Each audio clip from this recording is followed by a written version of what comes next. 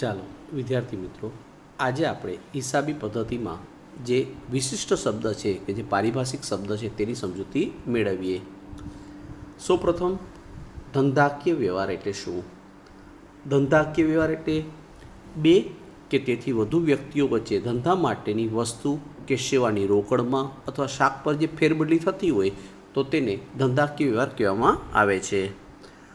ધંધાકીય વ્યવહાર જે કોઈ આપણે કરતા હોય એની મૂળભૂત શરત એ છે કે તેનું નાણાકીય મૂલ્ય એટલે કે તેનું આર્થિક મૂલ્ય છે એ નાણાંમાં અંકાવવું જોઈએ, તો જ આ વ્યવહાર છે તે ધંધાકીય વ્યવહાર ગણાય. આવું જે આર્થિક મૂલ્ય છે તે રોકડ સ્વરૂપમાં પણ હોઈ શકે અથવા તો ઉધાર શરતે પણ હોઈ શકે. તો આવા જે વ્યવહારો છે તેને ધંધાકીય વ્યવહાર ગણવામાં આવે છે. ચાલો બીજી વ્યાખ્યા જોઈએ. બનાવ. બનાવ એ ઘટના સ્વરૂપે ઓળખવામાં આવે છે. બનાવ એટલે વ્યવહારમાંથી ઉદ્ભવેલ પરિસ્થિતિ અથવા તેનું પરિણામ. ટૂંકમાં આપણે કહીએ, વ્યવહાર છે એ ધંધા દ્વારા કરવામાં આવેલ કોઈ પણ કૃત્ય જણાવે છે, જ્યારે ઘટના એ ધંધાના વ્યવહારથી ઉદ્ભવેલી પરિસ્થિતિ અથવા તો વ્યવહારનું પરિણામ જણાવે છે. ચાલો આપણે ત્રીજી વ્યાખ્યા જોઈએ. મૂડી એટલે શું? ધંધાના માલિક દ્વારા ધંધો શરૂ કરવા માટે જે રોકાણ કરવામાં આવે તેને મૂડી કહેવામાં આવે છે. અહીંયા રોકાણ એટલે જે માલિક છે રોકડ સ્વરૂપે અથવા અન્ય કોઈ પણ મિલકત સ્વરૂપે અવેજ પેટે જો કોઈ ધંધામાં લાવશે તે ધંધાની મૂડી ગણાશે. મૂડી છે તેની હંમેશા બાળકો જમા બાકી હોય છે. એકાંકી વેપારી હોય તો તેમાં માલિક છે તે મૂડી આપે છે. ભાગીદારી પેઢીમાં ભાગીદારો મૂડી કાઢતા હોય છે. જ્યારે કંપની છે તેમાં શેર મૂડી એટલે કે શેર હોલ્ડર છે તેમાં મૂડી છે તેના માટે શબ્દ વપરાતો હોય છે. આપણી ચોથી વ્યાખ્યા છે ઉપાડ એટલે શું? ધંધાનો માલિક ધંધામાંથી જે કોઈ અંગત એટલે કે મિલકત છે, રોકડ છે તે પોતાના અંગત માટે લઈ જાય તો તેને ઉપાડ તરીકે ઓળખવામાં આવે છે. તો માલિક દ્વારા આપવામાં આવેલ અંગત મિલકતો છે એ ધંધાની મિલકતો બને છે અને પોતે અંગત વપરાશ માટે ટૂંકમાં જે કંઈ લઈ જાય તે તેનો મૂડીમાં ઘટાડો સૂચવે છે. તેને આપણે ઉપાડ તરીકે ઓળખવામાં આવે છે. ઉપાડ કરીએ તેથી મૂડીમાં ઘટાડો થાય. ઉપાડની હંમેશા ઉધાર બાકી હોય છે. ચાલો ત્યાર પછીની આપણે વ્યાખ્યા જોઈએ. જવાબદારી એટલે શું? ધંધા દ્વારા જે કોઈ ઉધાર ખરીદેલ માલ છે કે મિલકત છે કે સેવા છે તેની ચૂકવવાની જે રકમ છે, આ નાણાં આપણે ઉછીના લીધેલા હોય તો આપણે આ બધા ચૂકવેલાની જે કોઈ રકમ છે તેની જવાબદારી તરીકે ઓળખવામાં આવે છે. આવી જવાબદારી છે તે ભવિષ્યમાં ચૂકવવાની હોય છે, જે આપણું દેવું ગણાય છે. જવાબદારી છે તેના આપણે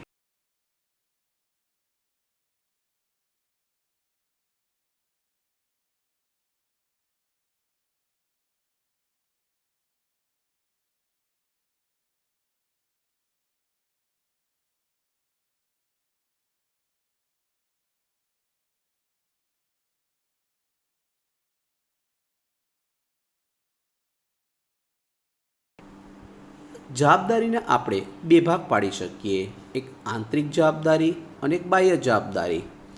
આંતરિક જવાબદારીમાં આપણે ચાલુ જવાબદારી અને બિનચાલુ જવાબદારી, જ્યારે આપણે બાહ્ય જવાબદારીમાં બે ભાગ પાડી શકીએ, ચાલુ જવાબદારી અને બિનચાલુ જવાબદારી. આંતરિક જવાબદારી અને બાહ્ય જવાબદારી કેને કહેવાય? હિસાબી પદ્ધતિમાં ધંધો અને માલિક એક અલગ વ્યક્તિ તરીકે ઓળખવામાં આવે છે. ધંધાના માલિક દ્વારા જ્યારે ધંધામાં મૂડી પૂરી પાડવામાં આવે ત્યારે તે ધંધાની આંતરિક જવાબદારી બને છે. આ ધંધાની માલિકી પ્રત્યે તેની જવાબદારી છે. ટૂંકમાં ધંધાએ માલિકને ચૂકવવાની રકમ એ ધંધાની આંતરિક જવાબદારી તરીકે ઓળખવામાં આવે છે. જ્યારે ત્રાહિત પક્ષકાર છે તેની પાસેથી ઉધાર ખરીદેલ માલ, સેવા, મિલકત તેની ચૂકવવાપાત્ર જે રકમ છે કે ઉછીના લીધેલા નાણાં છે આ પરત કરવાની રકમ છે તેને આપણે બાહ્ય જવાબદારી તરીકે ઓળખવામાં આવે છે. હવે આપણે ચાલુ જવાબદારી અને બિનચાલુ જવાબદારી વિશે સમજૂતી મેળવીએ. આંતરિક અને બાહ્ય જવાબદારી તે મુજબ આપણે જે જવાબદારી ધંધાએ 1 વર્ષમાં ચૂકવવાની હોય તો તેને ચાલુ જવાબદારી કહેવામાં આવે છે. 1 વર્ષની અંદર ચૂકવવાની હોય તે ચાલુ જવાબદારી. ચાલુ જવાબદારીને ટૂંકા ગાળાની જવાબદારી તરીકે પણ ઓળખવામાં આવે છે. ટૂંકા ગાળાની જવાબદારીમાં સામાન્ય રીતે ઉધાર ખરીદેલ માલ, ખર્ચ ચૂકવવાના બાકી તેનો સમાવેશ કરવામાં આવે છે. હવે આપણે બિનચાલુ જવાબદારી એટલે શું? તો બિનચાલુ જવાબદારી એટલે જે જવાબદારીનો સમય છે 1 વર્ષ કરતાં વધારે હોય, આવી જવાબદારી 1 વર્ષ બાદ ચૂકવવાની હોય તો તેને આપણે બિનચાલુ જવાબદારી તરીકે ઓળખવામાં આવે છે. બિનચાલુ જવાબદારીને લાંબા ગાળાની જવાબદારી તરીકે પણ ઓળખવામાં આવે છે. જેમ કે આપણે બેંક લોન છે, ડિબેન્ચર છે, તો આ બધી આપણી લાંબા ગાળાની જવાબદારીઓ છે. હવે આપણે મિલકતો વિશે સમજૂતી મેળવીએ. મિલકતો છે ધંધાની મિલકત એવે તેને આપણે મિલકતો છે તે બિનચાલુ મિલકતો, ચાલુ મિલકતો અને અવાસ્તવિક મિલકતો આ રીતે આપણે તેનું વર્ગીકરણ કરી શકીએ. તો મિલકતોમાં આપણે સૌપ્રથમ બિનચાલુ મિલકતો કેને કહેવાય? તો બિનચાલુ મિલકતોની ઓળખ સમયને આધારે નક્કી કરવામાં આવતી હોય છે. જેવી રીતે બિનચાલુ જવાબદારી છે જેનો સમયગાળો જે મિલકતનો સમયગાળો 1 વર્ષ કરતાં વધારે સમયગાળા માટે હોય તો તેણે લાંબા ગાળાની મિલકત અથવા તો સ્થિર મિલકત તરીકે પણ ઓળખવામાં આવે છે. બિનચાલુ મિલકતમાં જમીન, મકાન, પ્લાન્ટ, યંત્ર, ફર્નિચર, ટ્રેડમાર્ક, કોપીરાઇટ, પાઘડી, પેટન્ટ, ફ્રેન્ચાઇઝી આ બધાનો સમાવેશ થાય છે. આપણે બિનચાલુ મિલકતો છે તેને 2 ભાગમાં વહેંચી શકીએ: દ્રશ્ય મિલકત અને અદ્રશ્ય મિલકત. દ્રશ્ય મિલકત કેને કહેવાય? દ્રશ્ય મિલકત એટલે એવી મિલકતો જે ભૌતિક અસ્તિત્વ ધરાવતી હોય, જે આપણે જોઈ શકીએ, તેને સ્પર્શ કરી શકીએ, આવી મિલકતો છે તે દ્રશ્ય મિલકત કહેવાય. દાખલા તરીકે જમીન છે, મકાન છે, પ્લાન્ટ છે, યંત્ર છે, ફર્નિચર છે, તો આ બધી મિલકત છે તે દ્રશ્ય મિલકત છે. હવે આપણે અદ્રશ્ય મિલકત એટલે શું તે જોઈએ. અદ્રશ્ય મિલકત એટલે જે મિલકતો છે તેને આપણે જોઈ શકતા નથી, સ્પર્શ કરી શકતા નથી, છતાં ધંધા માટે આવી જે ભૌતિક અસ્તિત્વ ધરાવતી નથી અને આવી મિલકતો છે તે આપણે જોઈ શકતા નથી પણ છતાં તેનું અસ્તિત્વ હોય છે. જેમ કે પાઘડી, પેટન્ટ, ટ્રેડમાર્ક, કોપીરાઇટ આ બધી અદ્રશ્ય મિલકતો છે. હવે આપણે ચાલુ મિલકતો કોને કહેવાય? જે મિલકતનો સમયગાળો 1 વર્ષ કરતાં જેનો સમયગાળો ઓછો હોય તો આવી મિલકતો છે જેનું ઝડપથી રોકડમાં રૂપાંતર થઈ શકતું હોય છે. આવા રોજબરોજના વ્યવહારો માટે જે મિલકત ઉપયોગમાં લેવામાં આવતી હોય છે આવી મિલકતો છે તેને આપણે ચાલુ મિલકત તરીકે ઓળખવામાં આવે છે. જેમ કે રોકડ સિલક, બેંક સિલક, દેવાદારો, લેણી હુંડી, કાચો માલ, તૈયાર માલ આ બધી આપણી ચાલુ મિલકતો છે. હવે આપણે પ્રવાહી મિલકત એટલે શું તે જોઈએ. ચાલુ મિલકત છે તેનો જ એક આ પેટા પ્રકાર છે તે પ્રવાહી મિલકત. બીજી રીતે આપણે કહી શકીએ કે સ્ટોક સિવાયની જે તમામ ચાલુ મિલકતો છે તે પ્રવાહી મિલકત તરીકે ઓળખવામાં આવે છે. તેનો મતલબ કે ચાલુ મિલકતો છે તેમાંથી ધંધાનો સ્ટોક બાદ કરી દેવામાં આવે તો સ્ટોક કાઢી નાખીએ તેથી આપણી પ્રવાહી મિલકત થઈ જાય. પ્રવાહી મિલકત છે તેનું ઝડપથી ટૂંકા ગાળામાં રૂપાંતર થઈ શકે છે. દાખલા તરીકે દેવાદારો છે, લેણી હુંડી છે વગેરે. હવે આપણે વાસ્તવિક મિલકતો એટલે શું? વાસ્તવિક મિલકતો એટલે જે વાસ્તવમાં તેનું મૂલ્યાંકન કરીએ તો તેનું મૂલ્ય ઉપજી શકે તેમ હોય તો આવી મિલકતો છે તેનું આપણે રોકડમાં રૂપાંતર કરી શકીએ. આ મિલકતો છે દ્રશ્ય, અદ્રશ્ય, ચાલુ મિલકત વગેરેનો સમાવેશ તેમાં થઈ શકે. તો જે મિલકતોનું વેચાણમાંથી નાણાંમાં ઉપાર્જન થઈ શકે તેવી મિલકતો છે તેને આપણે વાસ્તવિક મિલકતો તરીકે ઓળખવામાં આવે છે. ટૂંકમાં આપણે કહી શકીએ જે મિલકતો દ્વારા વેચાણ કરવામાં આવે અને રોકડ પ્રાપ્ત થાય તો તો આવી મિલકતો છે તે વાસ્તવિક મિલકતો છે. હવે આપણે અવાસ્તવિક મિલકતો એટલે શું તે જોઈએ. અવાસ્તવિક મિલકતો એટલે ભૌતિક સ્વરૂપ ધરાવતી નથી, તેનું ઉપજ મૂલ્ય શૂન્ય હોય છે, તેનું રોકડમાં રૂપાંતર થઈ શકતું નથી. આ મિલકતો છે તે બિન પુનરાવર્તિત છે. આવા ખર્ચનો લાભ આપણે એક કરતાં વધારે વર્ષો સુધી મળી શકે છે. આવા ખર્ચો જે કંઈ ખર્ચ છે કે આવી જે મિલકતો છે તે આપણે માંડી પણ વાળવાની હોય છે. અને જેમ કે શેર છે, ડિબેન્ચર છે, આ બહાર પાડવાનો જે ખર્ચ છે, આપણે શેર ડિબેન્ચર જે બહાર પાડીએ કે ડિબેન્ચર વટાવ છે, પ્રાથમિક ખર્ચ છે, આ બધી અવાસ્તવિક મિલકતો છે જેનો લાભ આપણે લાંબા સમય સુધી ટૂંકમાં તે માંડીવાળ માટે થઈ શકે છે. અવાસ્તવિક મિલકતો છે તેનું બીજું નામ મહેસૂલી ખર્ચ તરીકે પણ ઓળખાવી શકાય. હવે આપણે આવકો એટલે શું તેની સમજૂતી મેળવીએ. ધંધા દ્વારા કરવામાં આવેલા વ્યવહારોને પરિણામે સ્વરૂપે જ્યારે નાણાં મળે તેને આવક કહેવામાં આવે છે. એનો મતલબ જેનો આપણે ધંધો કરતા હોય અને તેની આવક થતી હોય તો તેને આપણે આવક તરીકે ઓળખી શકાય. આવી જે આવકો છે તેના પણ આપણે પ્રકારો પાડી શકીએ. અમુક આવક એવી હોય જે નિયમિત રીતે આપણને મળતી હોય છે, અમુક આવકો છે તે નિયમિત ન પણ મળતી હોય. આપણે ધંધાને રોજબરોજની પ્રવૃત્તિમાંથી નિયમિત આવક મળતી હોય છે. દાખલા તરીકે આપણે વેચાણની આવક થાય, કમિશનની આવક થાય, ભાડું મળે, ડિવિડન્ડની આવક થાય. આવી આવક છે આપણને નિયમિત રીતે મળતી હોય છે. જે આવકો છે નિયમિત સ્વરૂપમાં ન મળતી હોય તેવું પણ બની શકે. જેમ કે જૂની મિલકતોનું વેચાણ. માની લો કે ફર્નિચર છે, આપણે 10,000નું ફર્નિચર છે ધારો કે, તે આપણે વેચી દીધું, તેના 7,000 રૂપિયા ઉપજ્યા, તો આ ધંધાની ઉપજ છે જે જૂના ફર્નિચરના વેચાણની ઉપજ થઈ. તો આવું વારંવાર થતું હોતું નથી, તો પરિણામે તેને નિયમિત સ્વરૂપ ધરાવતી નથી તેમ કહી શકાય. આપણે આ રીતે આવકો છે તેના બે ભાગ પાડી શકીએ, મૂડી આવકો અને મહેસૂલી આવકો. મૂડી આવક એટલે શું? આ પ્રકારની આવકો છે નિયમિત રીતે આપણને મળી શકતી નથી. આ પ્રકારની આવક મિલકતના વેચાણમાંથી આપણને પ્રાપ્ત થતી હોય છે. ડિબેન્ચર બહાર પાડી પ્રાપ્ત કરવામાં આવે છે. મિલકતોનું વેચાણ છે તે વારંવાર થતું નથી. ડિબેન્ચર વારંવાર બહાર પાડવામાં આવતા નથી. આ પ્રકારની આવકો છે વારંવાર ઊભી થતી નથી અને મળતી પણ નથી, તેથી તેને મૂડી આવક તરીકે ઓળખવામાં આવે છે. હવે આપણે મહેસૂલી આવક એટલે શું તેની સમજૂતી મેળવીએ. જે આવકોનો પ્રવાહ વર્ષ દરમિયાન સતત વહેતો હોય, એનો મતલબ કે આપણે વર્ષ દરમિયાન જે આવકો છે આપણે નફાને અથવા તો નુકસાનની આપણે જાણકારી મેળવી શકતા હોય, તો આ પ્રકારની આવક છે તે મહેસૂલી આવક ગણાય છે. દાખલા તરીકે આપણે કમિશનની આવક, વટાવની આવક, ભાડાની આવક, વેચાણની આવક, આ આવકો છે આપણને વારંવાર થતી હોય છે. તેથી આવી આવક છે તેને મહેસૂલી આવક કે મહેસૂલી ઉપજ તરીકે ઓળખવામાં આવે છે. હવે આપણે ચૂકવણી એટલે શું તેની સમજૂતી મેળવીએ.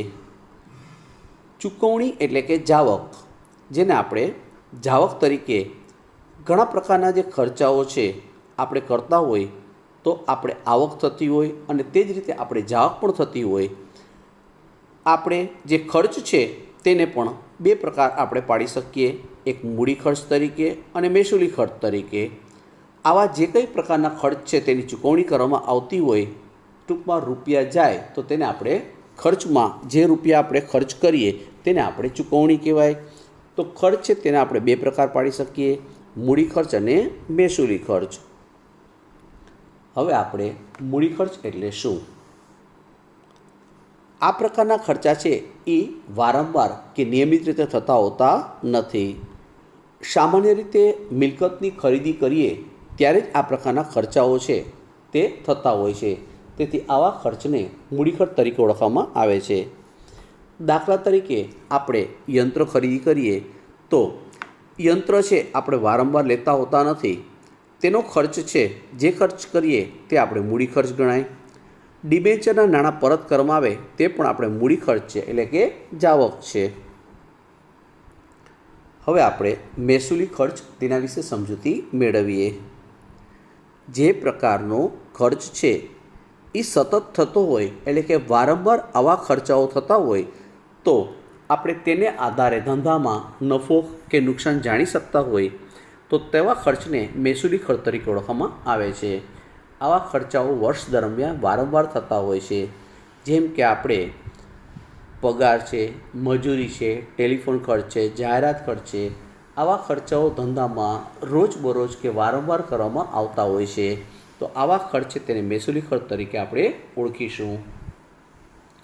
તેના પછીની આપણી વ્યાખ્યા છે પ્રસારિત મહેસૂલી ખર્ચ. આ પ્રકારના ખર્ચાઓ છે તેને આપણે અવાસ્તવિક મિલકત તરીકે પણ ઓળખી શકીએ. જે ખર્ચનો લાભ છે આપણને લાંબા સમય સુધી મળતો હોય, જેમ કે શેર વટાવ, ડિબેન્ચર વટાવ. તો આવા ખર્ચ છે જેનો આપણે એક વખત ખર્ચ કર્યા બાદ તેને વર્ષો સુધી આપણે માંડી વાળતા હોઈએ તો આવા ખર્ચા છે તેને પ્રસારિત મહેસૂલી ખર્ચ તરીકે ઓળખવામાં આવતા હોય છે. હવે આપણે ખર્ચ કેને કહેવાય? જે ખર્ચની રકમ છે તેનો લાભ જે તે હિસાબી વર્ષમાં મળવાનો હોય તો તેને આપણે ખર્ચ તરીકે ઓળખી શકાય. સામાન્ય રીતે ખર્ચાઓ છે 12 મહિનાની અંદર એટલે કે વર્ષ દરમિયાન જે કોઈ ખર્ચ થતા હોય તો આવા ખર્ચ છે તેને મહેસૂલી ખર્ચ તરીકે ઓળખવામાં આવતા હોય છે. દાખલા તરીકે પગાર છે, મજૂરી છે, દલાલી છે, કમિશન છે, વટાવ આપીએ. આ બધા ખર્ચાઓ છે તે વારંવાર વર્ષ દરમિયાન થતા હોય છે તો આવા ખર્ચ છે તેને ખર્ચ તરીકે ઓળખાવી શકાય.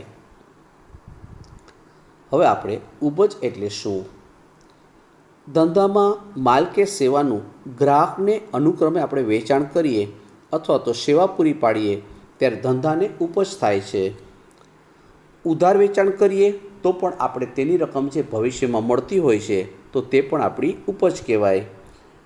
અન્ય આવક છે, વ્યાજ મળે, ભાડું મળે, કમિશન મળે, ડિવિડન્ડ મળે અને મળવાની બાકી રકમ છે તે આપણી ધંધાની ઉપજ ગણાય. ચાલો તેના પછીની વ્યાખ્યા છે બાળકો, નફો એટલે શું? વર્ષ દરમિયાન નિયમિત આવકો એટલે કે મહેસૂલી આવક, જેમાંથી આપણે નિયમિત જાવકો એટલે કે મહેસૂલી જાવક છે તે બાદ કરતાં જે તફાવતની રકમ આવતી હોય છે તેને આપણે નફા તરીકે ઓળખવામાં આવે છે. બીજી રીતે આમ પણ આપણે કહી શકીએ ધંધાની રોજબરોજની આવકો તેમાંથી જાવકો પરનો જે વધારો છે તેને આપણે નફો કહેવાય છે. આ નફો છે તે મહેસૂલી નફો ગણાય છે, કારણ કે વર્ષ દરમિયાન જે 12 માસ દરમિયાન જે નફો થતો હોય તો આવો નફો છે તે મહેસૂલી નફો છે. અને જે નફો છે ફક્ત લાંબા ગાળાની કોઈ પણ મિલકતો છે અને તે વેચાણ દ્વારા થતો હોય તો તેવો નફો છે તે મૂડી નફો તરીકે ઓળખવામાં આવે છે. હવે નુકસાન એટલે શું? આ એક સિક્કાની જે બે બાજુઓ છે, નફો કરતાં તેના કરતાં ઉલટું એટલે કે નુકસાન. વર્ષ દરમિયાન નિયમિત જાવકો છે એટલે કે ખર્ચા છે તેમાંથી જે નિયમિત આવકો છે તે બાદ કરતાં તફાવતની રકમ છે તે નુકસાન કહેવાય. આ પ્રકારનું નુકસાન છે તે મહેસૂલી નુકસાન ગણાય. કોઈ વખત આપણે એવું પણ બની શકે આવક હોય તેના કરતાં જાવક વધી જતી હોય તો પરિણામે આપણે નુકસાન થતું હોય છે. આ ઉપરાંત ધંધામાં અનેક પ્રકારના નુકસાન છે બીજા પણ થતા હોય છે, જેમ કે આગ લાગે અને ધંધામાં નુકસાન થાય, વરસાદમાં માલ પલળી જાય, ચોરાઈ જાય, અકસ્માતમાં નુકસાન થાય તો આ બધું નુકસાન જ ગણાય. આ નુકસાન છે તે મૂડી નુકસાન પણ કહેવાય છે. હવે આપણે લાભ એટલે શું? નફો અને લાભ.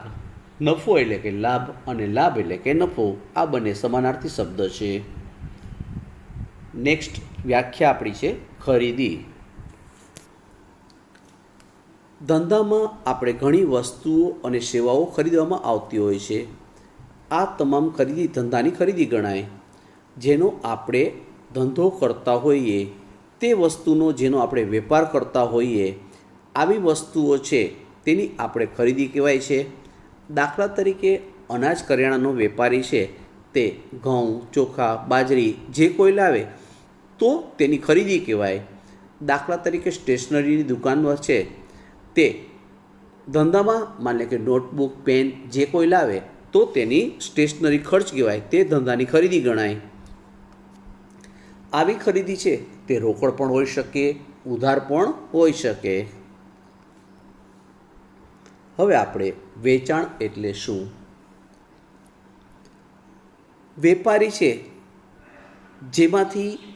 જે ધંધામાંથી આવક પ્રાપ્ત કરતો હોય,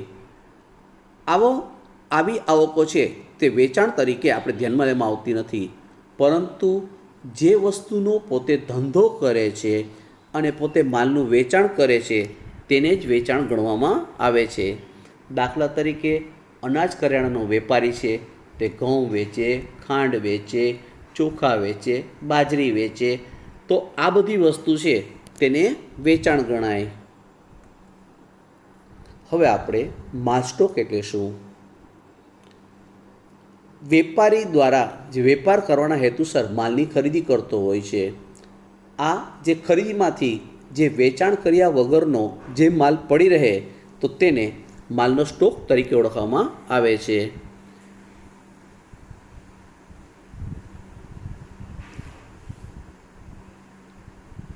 આવો સ્ટોક છે તે આખરનો પણ હોઈ શકે અને શરૂઆતમાં પણ હોઈ શકે.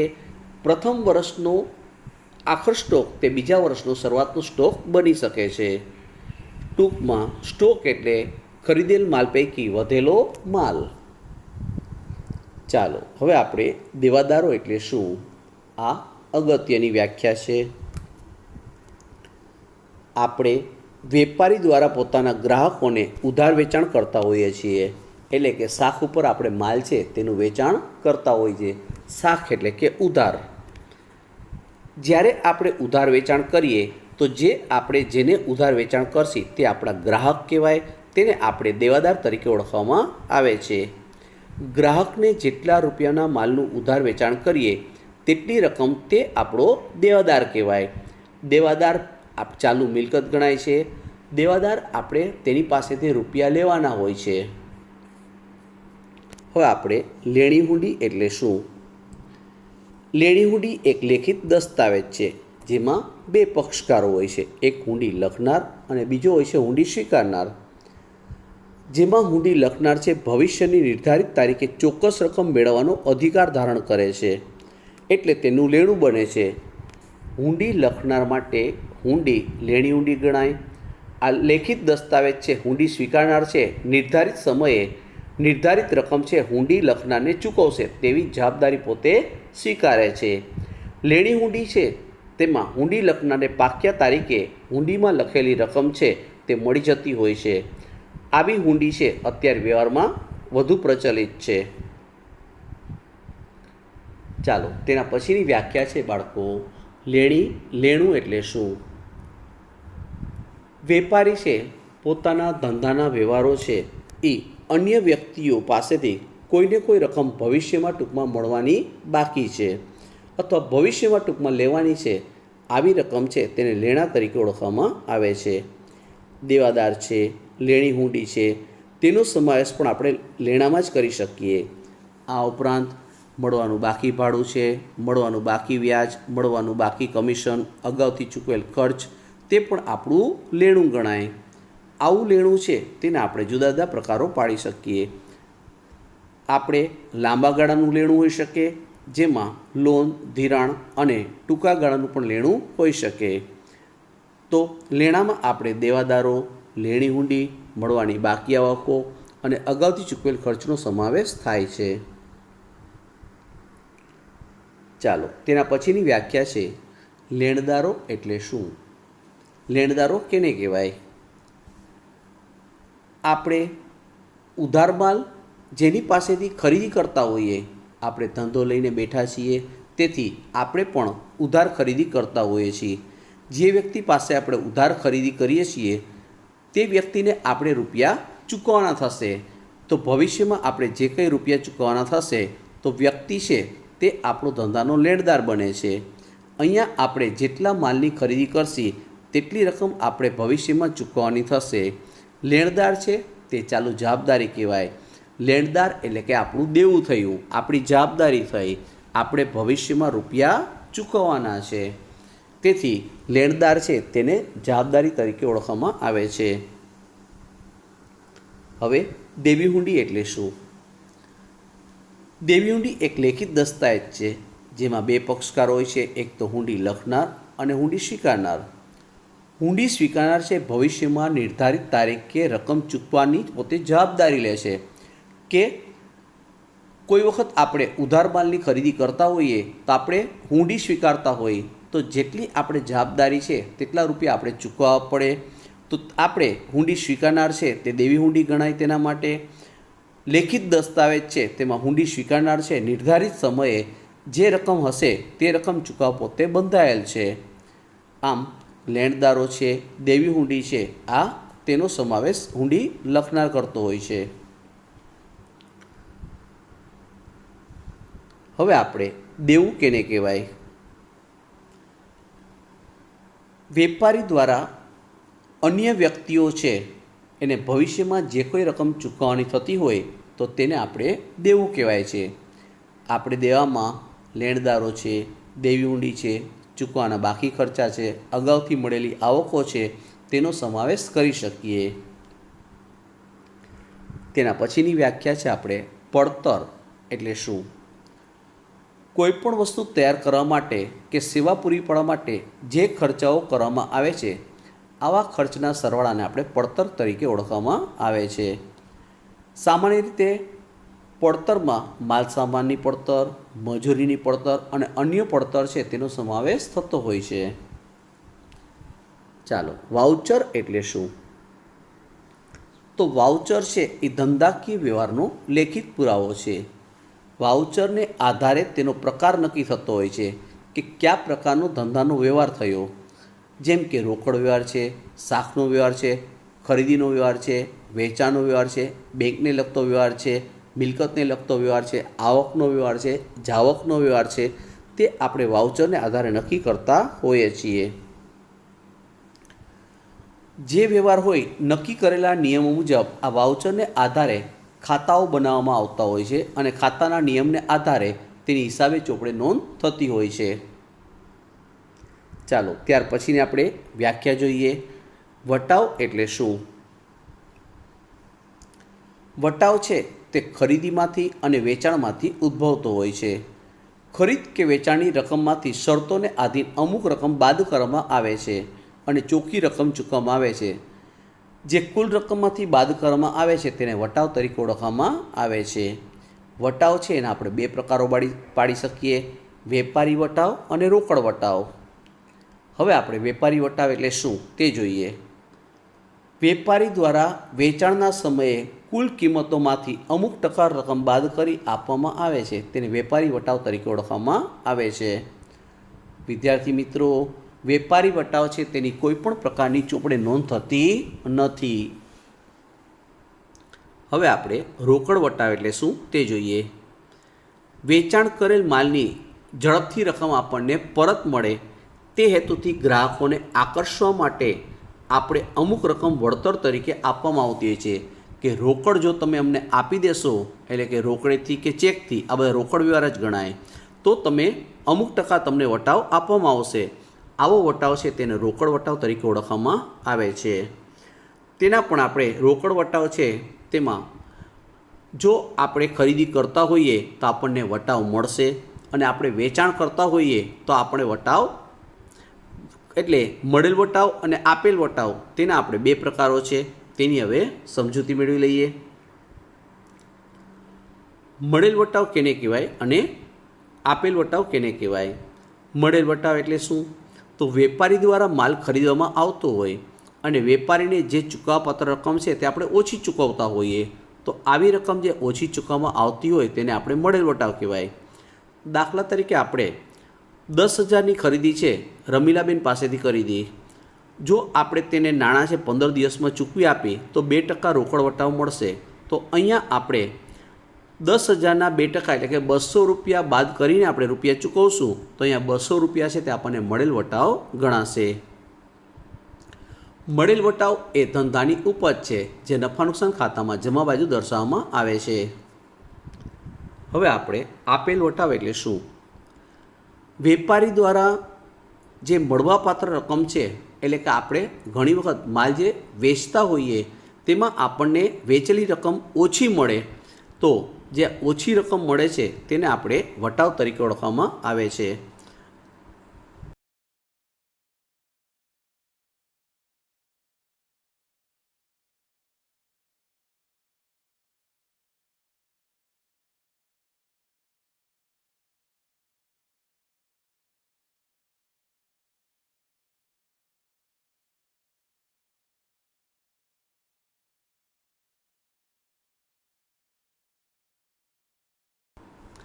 આપેલ વટાવ છે તે ધંધાનો ખર્ચ ગણવામાં આવે છે, તેથી તેને નફા નુકસાન ખાતાની ઉધાર બાજુ દર્શાવવામાં આવે છે. ચાલો નેક્સ્ટ વ્યાખ્યા આપણે જોઈએ. ઘસારો. ઘસારો છે તે પણ ધંધાનો ખર્ચ છે. જે મિલકતો કાયમી મિલકતો હોય, આ મિલકતો છે તે અમુક સમય પછી તે નાશ પામશે અથવા તો ઘસાતી જશે. સરકાર છે કરવેરા ચૂકવતા પહેલાં આવકમાંથી ઘસારો બાદ કરવામાં આવે છે. ઘસારો છે તે બિનરોકડ ખર્ચ છે. હવે આપણે ઘાલખાદ એટલે શું? જ્યારે ધંધા દ્વારા ઉધાર માલનું વેચાણ કરવામાં આવતું હોય અને ઉધાર વેચેલ માલ છે તે આપણો દેવાદાર ગણાય. જ્યારે દેવાદાર પાસેથી આપણે રૂપિયા લેવાના હોય, કોઈ વખત નબળી આર્થિક પરિસ્થિતિને કારણે દેવાદાર છે અમુક રકમ ચૂકવી શકતો નથી, તો જે રકમ વસૂલ થઈ શકે તેમ ન હોય, જેને આપણે ભવિષ્યમાં ટૂંકમાં નાહી નાખવાનું હોય આવી રકમનું, તો આવી રકમ છે તેને ઘાલખાદ તરીકે ઓળખવામાં આવે છે. ઘાલખાદ છે એક ધંધાનો ખર્ચ નથી પણ એક પ્રકારનું નુકસાન જ છે, કારણ કે આવું નુકસાન છે આપણે હવે પાછા ટૂંકમાં આ રકમ છે આપણને મળવાની નથી. સદ્ધર એટલે શું? જે વ્યક્તિ પોતાની નાણાકીય જવાબદારી એટલે કે દેવા નિયમિતપણે ચૂકવી શકતો હોય, બીજી રીતે એમ પણ કહી શકીએ મિલકતો છે તેની જવાબદારી કરતાં આપણે મિલકતો વધારે હોય તો આ વ્યક્તિ છે સદ્ધર કહેવાય. તેનાથી આપણે ઉલટું જોઈએ. નાદાર એટલે શું? જે વ્યક્તિ પોતાની જવાબદારી કરતાં જવાબદારી વધારે હોય અને મિલકતો ઓછી હોય તો તે વ્યક્તિ છે એ નાદાર છે તેમ કહેવાય. પણ જ્યાં સુધી અદાલત એટલે કે કોર્ટ છે તે તેને નાદાર જાહેર ના કરે તો તે વ્યક્તિ નાદાર ગણાતો નથી. જ્યારે કોર્ટ દ્વારા તેને એક સર્ટિફિકેટ આપવામાં આવે તો જ તે વ્યક્તિ નાદાર કહી શકાય. ચાલો હવે આપણે ઉધાર અને જમા. દિનોદિન આમાં પદ્ધતિ મુજબ દરેક જે વ્યવહારો છે તેની બે અસર આપવામાં આવતી હોય છે. એક અસર ઉધાર અને બીજી અસર જમા, અથવા તો જેને આપણે બેવડી અસર કહીએ. બંને બાજુ અસર થતી હોય છે ઉધાર અને જમા. તો તેને ઉધાર બાજુ આપણે દર્શાવી તો તેને ઉધાર અસર કહેવાય. કોઈ ખાતામાં જમા બાજુ દર્શાવીએ તો તેને જમા અસર કહેવાય. હવે આપણી વ્યાખ્યા. ખાતું એટલે શું? ધંધાની અમુક વ્યક્તિઓ અંગેના વ્યવહારો છે વારંવાર થતા હોય છે. આ વ્યવહારોમાં આપણે ઉધાર બાજુ અને જમા બાજુ અસરો આપતા હોઈએ છીએ. વ્યક્તિને લગતા જે ચોપડાઓ છે તે વારંવાર તેના ખાતું ના બનાવ વારંવાર ટૂંકમાં જે વ્યવહારો થતા હોઈએ તો આવા વ્યવહારો છે એ વારંવાર એક જ જગ્યાએ ટૂંકમાં લખાય, એટલા માટે આપણે તમામ વ્યવહારો એક જ સ્થળે નોંધાય તો તેના માટે આપણે ખાતું તૈયાર કરવામાં આવતું હોય છે.